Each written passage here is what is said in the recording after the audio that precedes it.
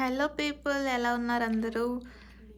India నుండి 30 KGs of parcel వచ్చింది. Full video డిస్క్రిప్షన్లో ఇచ్చాను.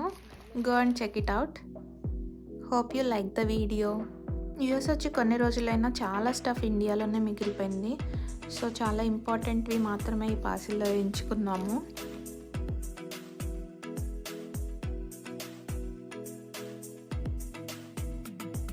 నెయ్యి ఇది ఇంట్లో చేసిందనమాట. సో ఏంటంటే ఇది కారపూస. కొంతమంది మురుకులు కూడా అంటారు కదా, నేనైతే టీలో వేసుకొని తింటాను.